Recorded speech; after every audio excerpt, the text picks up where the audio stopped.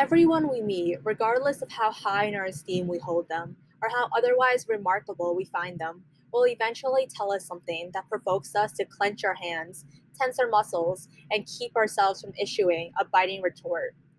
Conflict is an inescapable part of our lives. Our human individualism dictates that no two people will be exactly alike, and so we will never meet someone with whom our core beliefs always align.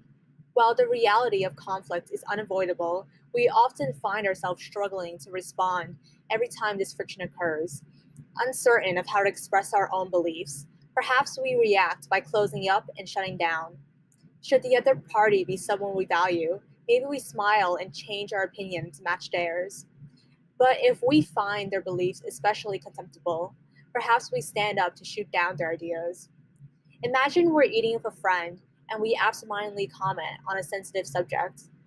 Our friend snaps at us, claiming that we're hurtful and inconsiderate and that they're never speaking to us again. Our ex friend subsequently storms out the room. Now, sitting alone at the table, we gaze at their departing figure and consider how to react. We could return home and huddle under our blankets, resolving to avoid them for the remainder of our days. We could chase after them and apologize for our awful behavior, promising to accommodate their sensibilities evermore. We could slam our laptop onto the table and open up Facebook, posting a rant on how oversensitive certain friends are and challenging them to get over themselves. If any of these options happen to be our typical response to conflict, we would end up, respectively, a hermit, a pushover, and friendless. What if we could develop a more skillful approach to conflict? Perhaps we could wait a day, create some distance for all parties to cool off, and see our friend again when we're less reactive. Then we could deliberately choose a more collaborative approach to express both views. A collaborative response requires us to approach conflict with a mindset that's both cooperative and assertive. To cooperate means we embrace dialogue over debate, prioritize common ground over winning, and approach our friends with an open minded attitude, a willingness to change our beliefs instead of a single minded determination to be right.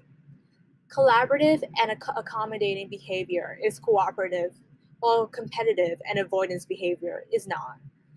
Unlike accommodating behavior, however, collaboration is also assertive. Some approach conflict with the aim of appeasing the other's concerns, while others focus only on furthering their own interests. We have already shown, though, that to choose either of these two extremes rarely results in a real resolution. Collaborative behavior rejects this false dichotomy and finds a win win solution, a way that reconciles both interests.